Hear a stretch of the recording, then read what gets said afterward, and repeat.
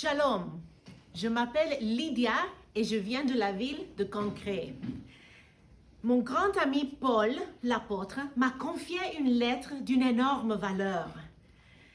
J'aimerais beaucoup vous raconter le périple qui m'a conduit à Rome pour remettre cette missive dans la main de l'Église de l'Empire, de la capitale de l'Empire romain.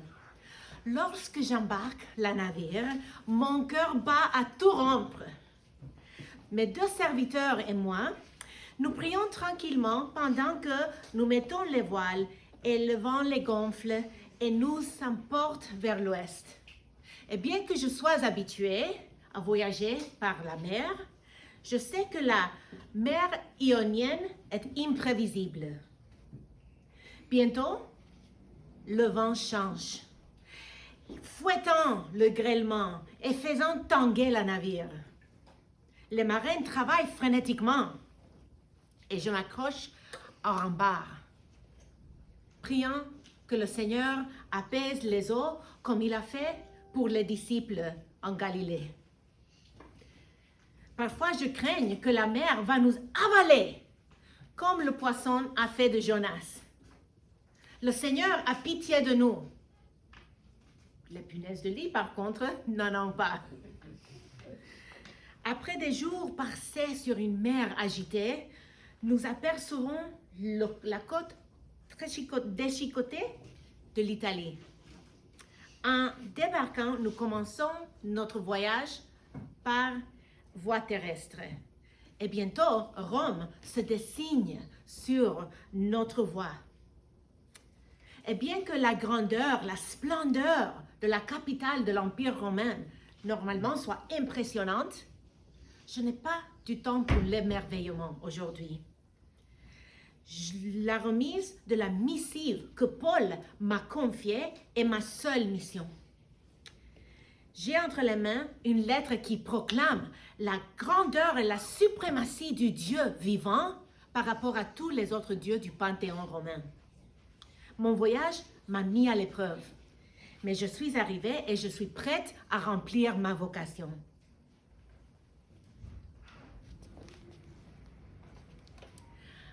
Avez-vous déjà réfléchi aux personnages de la Bible en vous mettant dans leurs souliers, en vous demandant qu'est-ce qu'ils ont vécu lorsque ils sont mentionnés en passant dans une salutation comme celle que nous voyons à la fin du livre de Romains?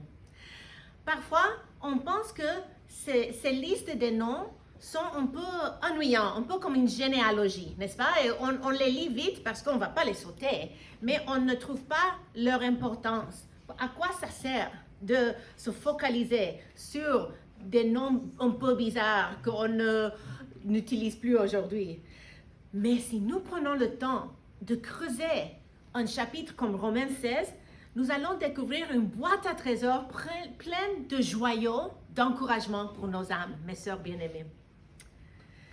Mon but aujourd'hui, en nous focalisant sur les personnages en Romains 16, ce n'est pas de glorifier ses sœurs et ses frères qui figurent dans cette liste, mais c'est plutôt de vous catalyser pour l'œuvre de l'Évangile. J'aimerais vous montrer comment Dieu se sert de ces femmes qui figurent dans cette liste pour collaborer à côté de leurs frères dans la moisson. Tu n'es pas une spectatrice, ma sœur.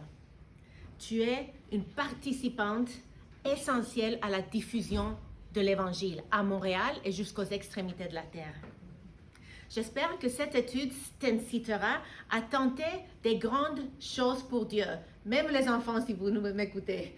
Parce que Dieu vous a donné l'occasion, l'opportunité de le servir et vous n'êtes pas trop jeune. Et on n'est jamais trop âgé pour servir le Seigneur. Surtout quand on le fait en confiance de ce que Dieu, par son Esprit, peut faire en nous. Parce que ce n'est pas nous qui œuvrons, c'est l'Esprit de Dieu qui œuvre en nous. Tournez avec moi à Romains chapitre 16 et je vais lire versets 1 à 16. Je vous recommande Phoebé, notre sœur, qui est diaconesse de l'église de Concret, afin que vous la receviez en notre Seigneur d'une manière digne des saints. et que vous l'assistiez dans les choses où elle aurait besoin de vous, car elle en a aidé beaucoup, ainsi que moi-même.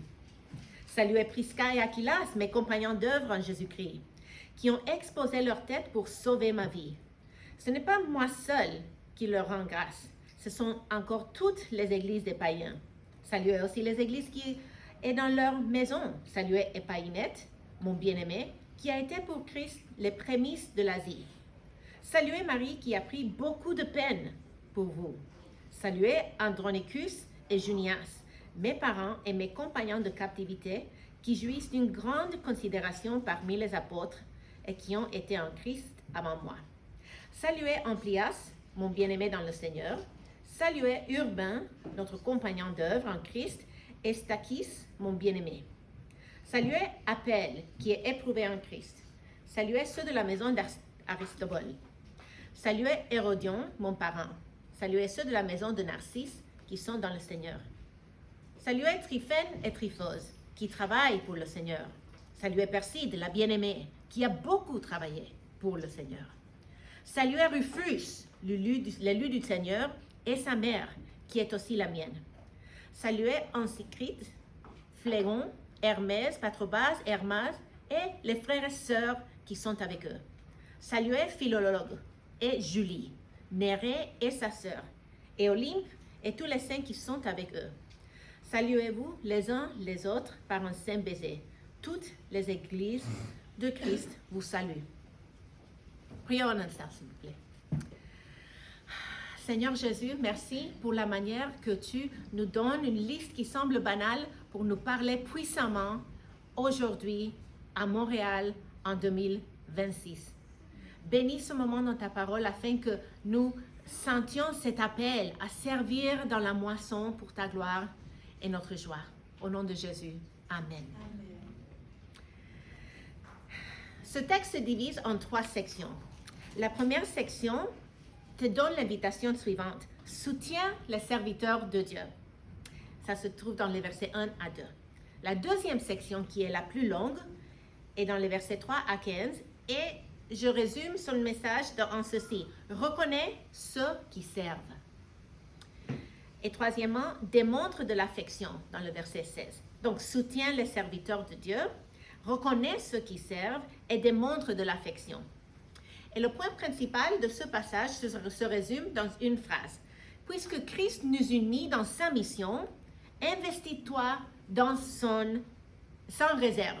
Investis-toi sans réserve.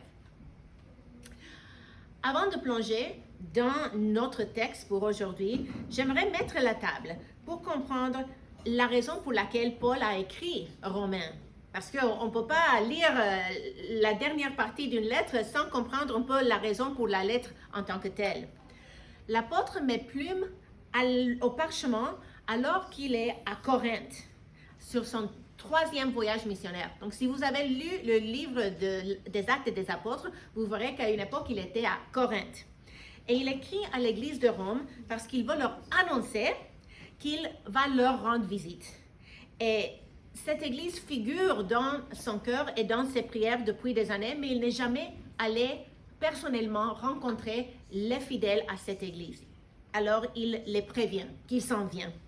Deuxièmement, il veut fournir une explication complète de l'évangile, puisqu'il n'a pas enseigné face à face aux fidèles. Et il veut s'assurer qu'ils comprennent pleinement le salut qui se trouve qu'en Jésus-Christ. Troisièmement, il veut aborder certaines tensions entre les Juifs et les non-Juifs de l'église de Corinthe et de Rome, et les expliquer qu'ils sont tous égaux en Christ, qu'il n'y a pas de différence et que tous ont besoin du salut par la foi en Jésus-Christ seul. Quatrièmement, il veut défendre la sagesse, la justice et la grâce de Dieu en soulignant que le plan de Dieu pour l'humanité est parfait et elle est enracinée dans sa justice. Et une fois que ces objectifs sont atteints, car il a déjà bien expliqué tout ce que je viens de mentionner, il commence à conclure sa lettre par quelques salutations qui sont très importantes. Donc, commençons par la première section dans les versets 1 à 2. Soutiens les serviteurs de Dieu.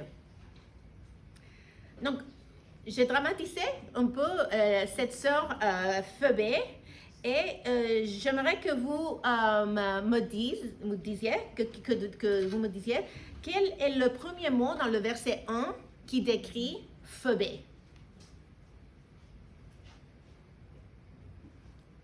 Allez-y, vous pouvez répondre.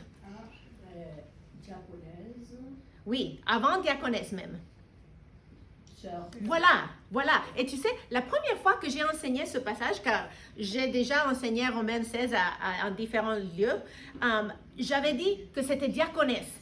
Et après, dans un temps de questions et réponses, une sœur a dit, mais tu sais, ça dit qu'elle est sœur avant qu'elle est diaconesse. Et boum, c'est comme si elle m'a ouvert les yeux au fait que avant de servir le Seigneur, notre identité est enracinée dans le fait que nous sommes des enfants de Dieu et des frères et sœurs en Christ. Donc, ce n'est pas ce que je fais qui me rend enfant de Dieu, c'est ce que je suis qui produit les fruits que je mets en œuvre. Donc, j'ai trouvé ça tellement encourageant, la manière que cette sœur m'a aidé à comprendre cette réalité, parce que le premier marqueur et celui qui est le plus important, c'est que nous sommes des enfants de Dieu, pas des ouvriers, pas des serviteurs, même si tout cela est vrai, mais c'est qu'il nous a rendus famille en Christ. Quelle est maintenant la deuxième description de Phoebe? Et tu l'as dit tantôt, Viviane. Diaconesse, exactement. Exactement. Et le terme que nous lisons diaconesse est un mot grec qui est diakonos, et on est dans un bâtiment des Grecs, n'est-ce pas? Alors, il pourrait nous l'expliquer beaucoup mieux que moi. Mais cela veut dire quelqu'un qui serve. Et certains commentateurs croient que ça devrait être traduit servante, serviteur, et ne pas diaconesse.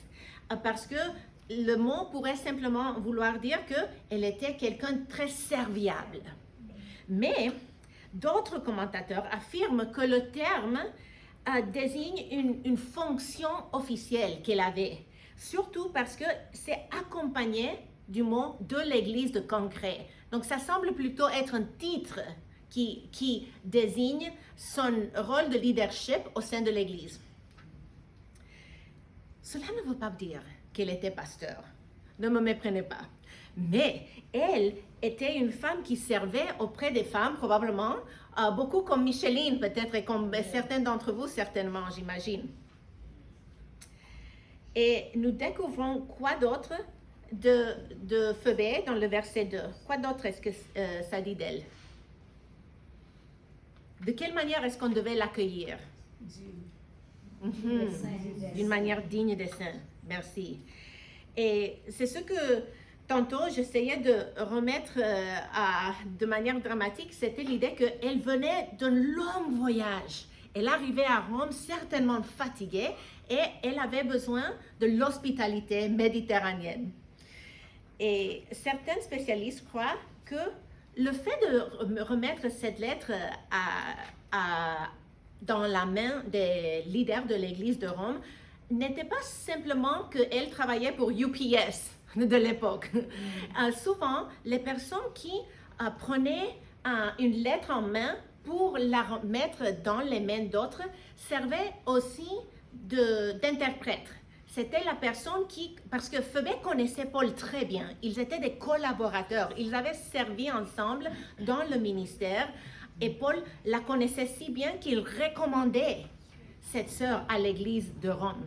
Alors, c'est possible, on n'est pas certain, mais c'est possible qu'elle n'a pas seulement donné la lettre, mais qu'elle l'a aussi expliqué, interprété et enseigné pour ceux qui disaient, mais je ne comprends pas ceci, parce que je ne sais pas si vous avez déjà lu Romains et eu certaines questions, parce que c'est deep, c'est profond cette lettre. Ce n'est pas évident de la comprendre à la première lecture. Donc, c'est possible qu'elle l'ait expliqué. Quoi d'autre est-ce que Paul nous dit dans le verset 2 par rapport à Phoebe? Qu'est-ce qu'il dit qu'ils doivent faire pour lui, pour elle? L'aider dans ses besoins de vous. Exactement, merci, exactement. Quoi qu'elle soit ses besoins, il voulait qu'on l'aide. Et l'hospitalité était une valeur primordiale dans l'Église primitive. Et cela me fait penser que il y a quelques années, mon mari Dan et moi avons été invités à une conférence de mission à une église haïtienne à Montréal-Nord. Et dès qu'on est arrivé, on nous a reçus à bras grands ouverts. Et après avoir porté la parole pour expliquer un peu le ministère, mon mari a donné un témoignage de l'œuvre de Dieu au Sénégal où on avait servi. On nous a offert un repas exceptionnel. On a bien mangé du griot, du riz John John, des bananes pesées et bien sûr du pickles, parce qu'aucun repas n'est complet sans du pickles, n'est-ce pas? Quel bel exemple d'hospitalité. Et la chaleur avec laquelle l'Église de Rome devait recevoir Phébé était bien plus grande de ce que nous faisons aujourd'hui quand nous recevons nos invités, parce qu'elle était comme une personne d'honneur qui était venue de très loin. Quel exemple pour nous. Enfin, examinons la dernière clause de cet éloge de Phébé. Qu'est-ce que ça dit d'elle? Qu'elle a beaucoup... Elle a aidé beaucoup, oui. Ainsi que moi-même. En français, le mot traduit par aider est en fait un nom en français. C'est-à-dire qu'elle était une patronne, une bienfaitrice. Et c'était probablement parce qu'elle était une femme aisée. Elle avait les moyens de soutenir d'ouvriers et de pourvoir à leurs besoins. Et bien que tout cela soit fascinant, je trouve que ces petits détails très intéressants par rapport au personnage que nous lisons. Voici le message intemporel qui s'applique à nous aujourd'hui. Soutiens les serviteurs de Dieu. Et tout comme Paul demande aux fidèles de Rome d'aider Phébé, qu'il avait tant aidé lui-même, nous devrions aider ceux qui nous servent dans notre cheminement spirituel.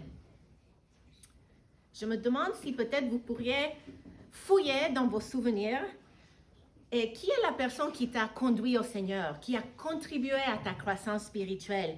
Peut-être c'était une enseignante de l'école de dimanche, ou un leader jeunesse, ou une voisine, ou grand-mère, grand-père, ou tantine, tonton, ou un autre parent, une amie.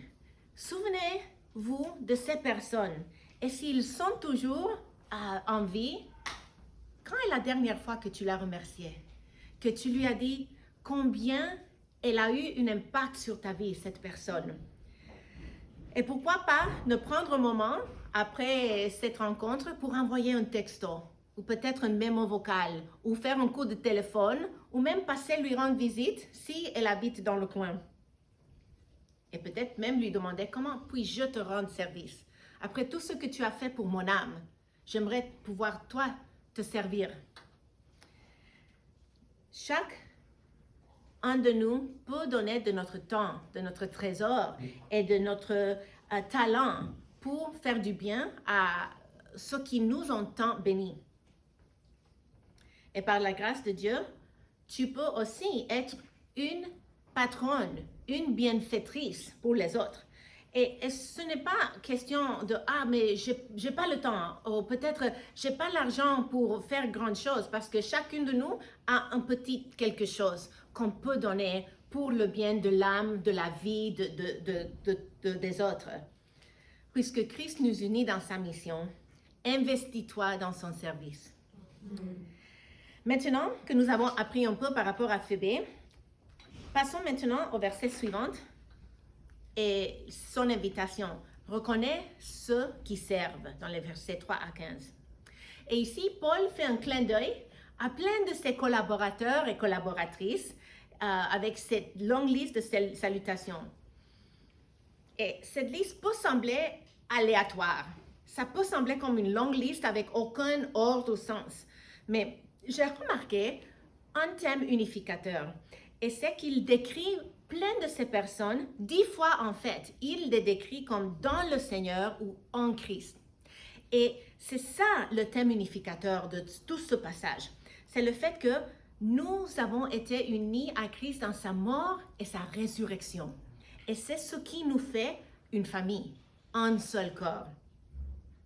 Et cette vérité élève ces simples salutations, parce que les lettres des païens à l'époque de Paul contenaient souvent des salutations semblables. Mais cette lettre et ces salutations sont tout à fait particulières à cause du fait que ces noms figurent dans la liste des êtres chers à Paul parce que c'était des frères et sœurs en Christ.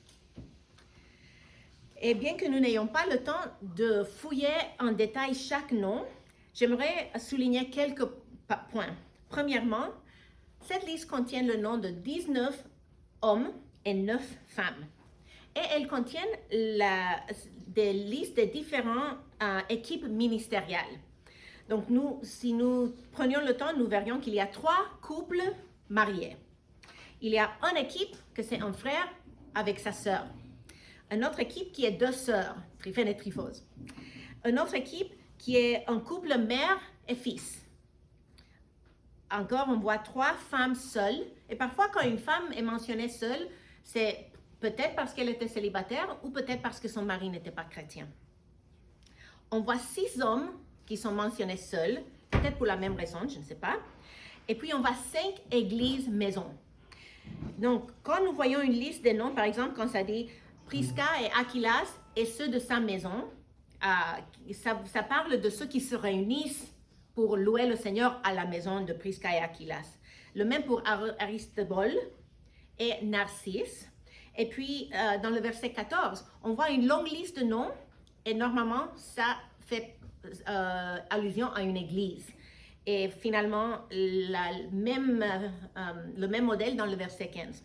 Si vous aimeriez retenir tout ce que je dis, j'ai écrit un article à ce sujet sur le blog de Tout pour sa gloire, où je suis blogueuse, et je peux envoyer le lien à Micheline et elle peut vous le partager pour que vous ne sentiez pas que c'est trop à retenir. Et bien que l'identité de chaque personne sur cette liste ne soit peut-être pas connue, nous pouvons voir que c'était des compagnons d'œuvre par la manière qu'il les décrit. Et leur implication dans le ministère, c'était un fait donné. Surtout parce qu'il parle de la fatigue, de combien ils étaient ses compagnons, qu'ils œuvraient. Et Paul élève ses consoeurs de plusieurs manières. Et je trouve ça tellement encourageant en tant que femme. Un érudit affirme que Romains 16 salue 2 fois plus d'hommes que de femmes et félicite 2 fois de femmes que d'hommes. Et Paul utilise un verbe grec qui signifie de peiner, de travailler à l'épuisement, de faire un travail pénible ou de travailler jusqu'à la fatigue extrême. Et ce verbe, il l'utilise pour décrire le travail de 4 femmes. Marie, Tryphène, Tryphose et Persis. Ces 4 femmes étaient des femmes tellement travailleuses qu'il le souligne, il les félicite de manière particulière. Et le fait que Paul mentionne combien ces femmes étaient travailleuses me fait toujours sourire parce que nous savons que nous sommes travailleuses. Mais Paul le reconnaît aussi. Un autre élément que j'aimerais souligner qui peut-être n'est pas évident à première vue, c'est qu'il y a une énorme diversité socio-culturelle dans cette liste. Parmi les noms des personnes qui sont saluées, il y a des esclaves et des affranchis. Il y a des juifs, des latins et des grecs. Donc cette église était une église hyper diverse. Et la raison pour laquelle j'aime souligner ça, c'est que la diversité est l'idée de Dieu. C'est un don de Dieu. Et il a racheté un seul peuple de toute langue, de tout peuple et de toute nation. Nous sommes un en Christ, tous ensemble, parmi cette diversité. Et toute barrière qui aurait pu nous diviser avant de venir à Christ est maintenant abolie. Si tu n'as pas l'habitude de fréquenter des personnes différentes de toi, j'aimerais t'encourager dans la semaine à venir de peut-être voir de quelle manière tu pourrais développer des relations plus proches avec des personnes d'autres cultures, d'apprendre à connaître leurs défis, leur langue, leurs habitudes pour pouvoir partager en tant que frères et sœurs avec des personnes qui peuvent nous apprendre comme nous sommes différents l'une de l'autre. Tu as une question? Oui, lien avec la diversité, justement. Quel est votre avis en lien avec le rapatriement du concept de diversité par la communauté LGBT? Écoute, c'est une bonne question et à mon avis, l'Église a parfois démontré un manque de compassion avec cette population qui souffre. Nous n'avons pas besoin de dire oui, on approuve votre style de vie, mais on peut leur témoigner de l'amour, on peut leur faire sentir qu'ils sont les bienvenus au sein de nos assemblées. Mais quand quelqu'un de cette communauté entre et tout de suite, on est mal à l'aise et on les regarde, oui, c'est quoi ça? On crée des barrières nécessaires parce qu'ils sont créés à l'image de Dieu, ils ont souvent été blessés par des personnes dites chrétiennes et ils ont besoin d'une autre approche pour les gagner. Et on entend les témoignages des personnes qui sont sorties de ce milieu et qui ont donné leur vie au Seigneur à cause de l'hospitalité des chrétiens qui ont agi autrement que ce stéréotype un peu malheureux. Amen. Merci pour ta question. Une autre chose que j'aimerais souligner de ce texte, qui peut-être n'est pas évident, mais que j'aimerais mentionner, c'est que, j'ai fait allusion tantôt, notre identité la plus importante, notre marqueur d'identité est notre identité en tant qu'enfant de Dieu. Et selon une étude qui a été menée auprès des femmes en Amérique du Nord, quand on leur a demandé « C'est quoi ton identité, ton marqueur d'identité le plus important ?» 62% des femmes ont dit que c'était le fait qu'elles étaient mères. Et seulement 13% ont dit que c'était qu'elles étaient disciples de Jésus-Christ. Et je trouve ça dommage. Et je vais vous dire quelque chose de controversé peut-être. Ton marqueur d'identité le plus important n'est pas le fait que tu sois mère, n'est pas le fait que tu sois épouse. Parce que, malheureusement, une tragédie peut enlever la chose sur laquelle tu mets toute ton identité, du jour au lendemain. Mais personne ne peut jamais t'arracher de la main de notre Sauveur. Ton marqueur d'identité le plus important, alors, c'est que tu es ambassadrice de Jésus-Christ, c'est que tu es disciple.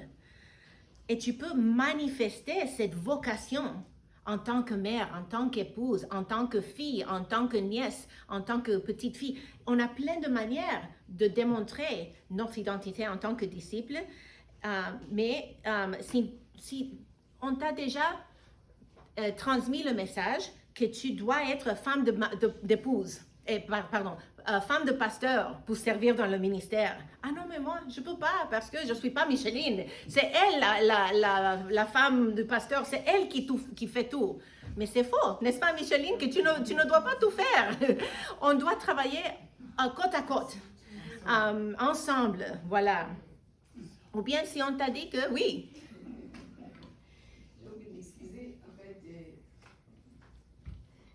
Poser une question, en fait, pour la moins, alors, surprenante. Hormis l'approche scientifique, qu'est-ce qu'une femme? Qu'est-ce qu'une femme? Wow! Hormis l'approche scientifique. Bon, moi, je pense qu'on ne peut pas séparer la biologie de la psychologie. Et une femme est un être créé à l'image de Dieu, femelle. Donc, je ne crois pas qu'on peut choisir son genre. Moi, je crois que la sexualité et le genre sont inséparables. Mais ce n'est pas mon expertise. Et on peut parler après si tu veux. Mais l'essentiel est de reconnaître qu'on soit homme ou qu'on soit femme, on est un en Christ. Et les barrières qui nous divisaient, juifs, grecs, esclaves, libres, tous sont plus là dans l'Évangile. Oui, on peut parler plus tard si tu veux. Merci. Le temps ne nous permet pas d'entrer dans les détails de chaque personne sur cette liste, mais j'aimerais nous focaliser sur 3 femmes dans cette liste. La première, c'est avec son mari, Prisca et Aquilas. Et ce couple dynamique apparaît 6 fois dans le Nouveau Testament. Et 4 fois, le nom de Prisca apparaît avant celui de son mari. Cela indique qu'elle était au moins aussi impliquée dans le ministère que son mari. Et verset 3 la décrit avec son mari comme des compagnons d'œuvre.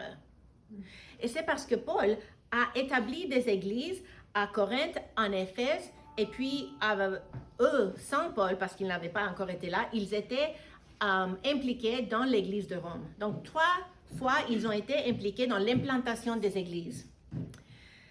Et j'aimerais qu'on regarde la manière que Paul décrit ce couple au verset 4. Ça dit, ils ont exposé leur tête pour sauver ma vie. Paul était constamment menacé de mort. Si vous lisez le livre des Actes, on voit combien de fois Paul a été mis en prison, qu'il a été menacé, qu'il a dû prendre la fuite.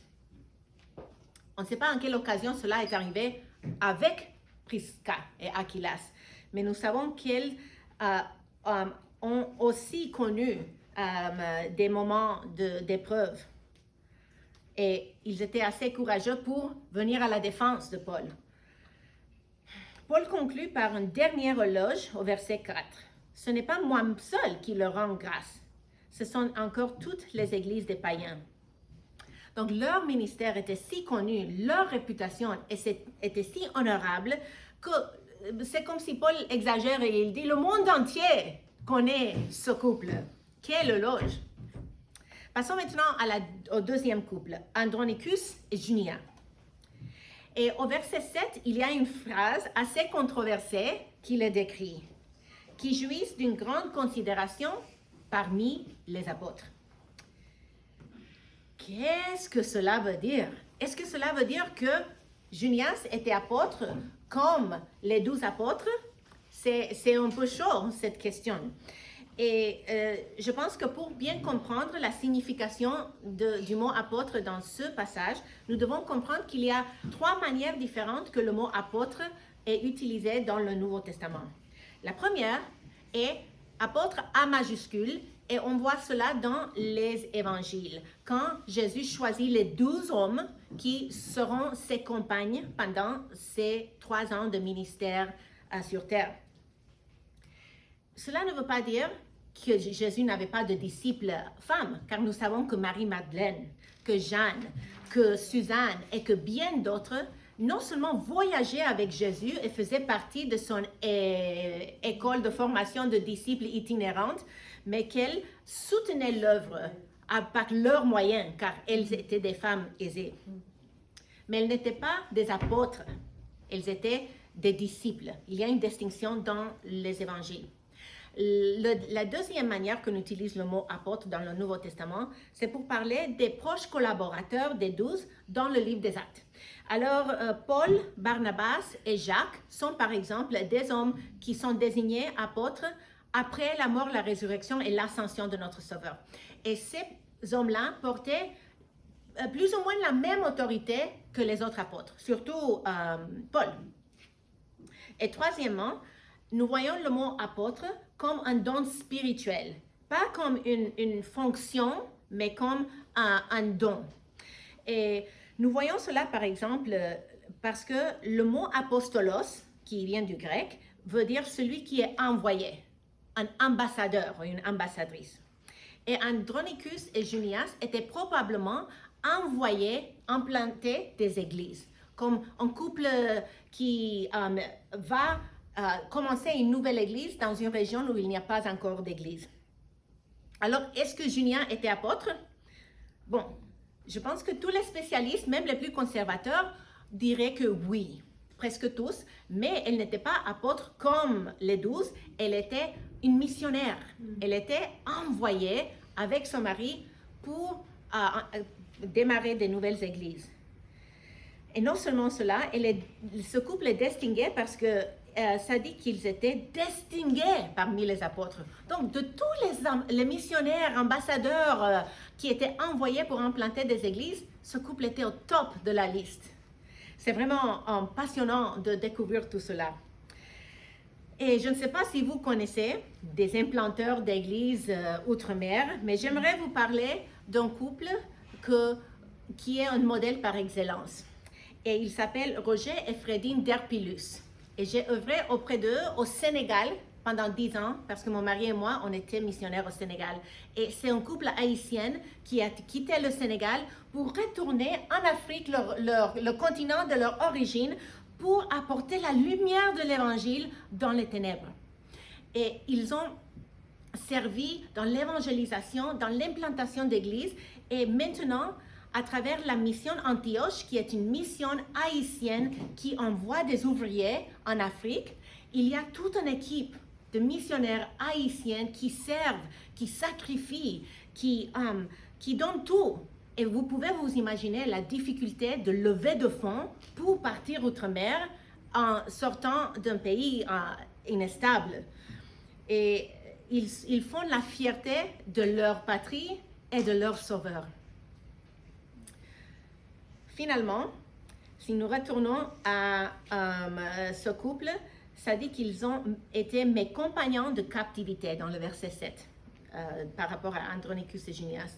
Donc, encore une fois, un peu comme nous avons vu par rapport à Prisca et Aquilas, ce couple a souffert à côté de Paul. Ils n'ont pas pris la fuite quand les choses sont devenues compliquées. Ils ont accepté même de passer du temps dans la prison, comme Paul, pour l'œuvre de l'Évangile. J'aimerais conclure en mentionnant une dernière madame dans cette liste. Elle est au verset 13. Et nous ne connaissons même pas son nom. On sait simplement qu'elle était la maman de Rufus. Voilà. Et certains commentateurs suggèrent que cette femme était l'épouse de Simon de Cyrène. Parce que dans un des évangiles, en Marc chapitre 15, ça décrit Simon de Cyrène comme le papa de Rufus et Alexandre, peut-être, si je ne me trompe pas. Et si c'est le cas, cette femme aurait été, si son mari était Simon de Cyrène, et il s'agirait probablement d'une Africaine. Et, parce que Cyrène était située au nord de l'Afrique. Nous ne pouvons pas être certains, mais le fait que Paul mentionne Rufus et sa maman a fait penser qu'ils étaient, avec tous les autres, impliqués dans le ministère et qu'ils étaient très connus dans l'église de Rome. Et j'imagine la chaleureuse hospitalité autour de la table que Paul a reçue quand il a visité ce couple, mère-fils. Et je peux aussi m'imaginer combien elle a réconforté l'apôtre lorsqu'il était fatigué à cause de toute l'opposition, à cause de toute la souffrance, à cause des emprisonnements qu'il avait subis. J'imagine cette douce femme en train de parsemer Paul avec un encouragement physique, émotionnel et spirituel. Et je me demande si au moment où Paul a laissé son rôle de pharisien, de persécuteur de l'Église, pour devenir leur ennemi numéro 1, si lui, il a perdu sa maman, qui avait été fière de son fils pharisien, qui avait été peut-être de ses côtés, on ne sait rien, mais j'aime utiliser mon imagination pour me mettre dans le soulier de l'apôtre et me demander si peut-être il a appelé la maman de Rufus sa propre mère parce qu'il n'avait plus de mère. Et cette mamie est devenue chère pour lui. Quel beau portrait. Pourquoi considérer une telle femme dont le nom n'est pas mentionné? Parce qu'elle représente la partie essentielle de notre appel en tant qu'ambassadrice, et c'est la maternité spirituelle. Donc, je ne sais pas s'il y a des célibataires parmi nous qui n'ont pas d'enfants physiques, mais cela ne t'empêche pas d'être une maman spirituelle. Tu peux accomplir ton appel en faisant comme Maman Rufus. Au Sénégal, les mamies, on les appelait par le nom de leur fils. Donc, on l'aurait appelé Maman Rufus. Et dans l'épître de Tite, chapitre 2, Paul exhorte les femmes âgées à enseigner les femmes plus jeunes. Peut-être vous connaissez ce passage, il est assez connu. Je l'appelle un passage rose, parce que c'est un des passages qu'on enseigne souvent dans nos rencontres. Et je suis pour l'investissement de nos ministères dans les femmes plus jeunes. Mais si nous considérons l'exemple de Maman Rufus, est-ce que peut-être on devrait aussi identifier des jeunes hommes qui ont besoin d'une maman, qui peut-être ont perdu leur maman, ou qui peut-être la maman est tellement occupée au travail avec beaucoup d'enfants, avec beaucoup de soucis, et qui pourraient bénéficier de ton amour, de ta chaleur, de ta sagesse. Laissons Maman Rufus nous inspirer dans notre appel à être des mamans spirituelles pour les plus jeunes qui nous entourent. Puisque Christ nous unit dans sa mission, investis-toi sans réserve. Jusqu'à présent, nous avons vu dans les versets 1 à 2, soutiens les serviteurs de Dieu. Deuxièmement, nous avons vu reconnais ceux qui servent dans les versets 3 à 15. Et brièvement, nous allons regarder démontre l'affection dans le verset 16. Saluez-vous les uns les autres par un saint baiser. Toutes les églises de Christ vous saluent. Et moi, je dois admettre qu'en tant qu'Américaine, j'aime pas trop la bise. Ma sœur Léa vient de la France et c'est très commun de se faire la bise. Et en tant que Latina, ça se fait aussi. Je suis d'origine colombienne, mais moi, je préfère une accolade ou serrer la main ou donner une fist pump. Et ce verset, parfois, est appliqué de manière trop littérale pour moi. Mais je pense que ce qui est le plus important, c'est de démontrer l'affection de la manière qui est bien reçue et appropriée dans son contexte. Donc, par exemple, si on était dans un pays musulman où les hommes et les femmes ne se touchent pas, on ne pourrait pas obéir ce verset au pied de la lettre, n'est-ce pas? On doit le contextualiser. Et c'est drôle parce qu'une traduction américaine en anglais a traduit ce verset par « serrez-vous chaleureusement la main ». Donc c'est comme s'ils ont un peu contextualisé au point qu'ils ont dit « mais ne vous baisez surtout pas, ça ne se fait pas en Amérique ». Je trouvais ça drôle. Mais l'important, c'est de s'aimer mutuellement et de le démontrer de la manière la plus appropriée. En guise de conclusion, j'aimerais qu'on revienne à notre sœur Phoebe. Elle a apporté une lettre à Rome qui a changé le cours de l'histoire. Est-ce qu'elle connaissait la portée de sa missive? Elle n'a pas seulement renforcé l'Église de Rome à l'époque de Paul et de Phoebe, elle a permis aux croyants de toute génération à être bénis et fortifiés. L'Épître aux Romains, par exemple, a été une profonde influence sur Saint Augustin, qui a enseigné par rapport à la grâce, le péché et le salut à base de cette épître. Puis, un millénaire plus tard, Martin Luther a compris le verset qui est au début de l'épître, « Le juste vivra par la foi », et quand cela a déclenché pour lui, c'était un instrument dans les mains du Seigneur pour déclencher la réforme protestante.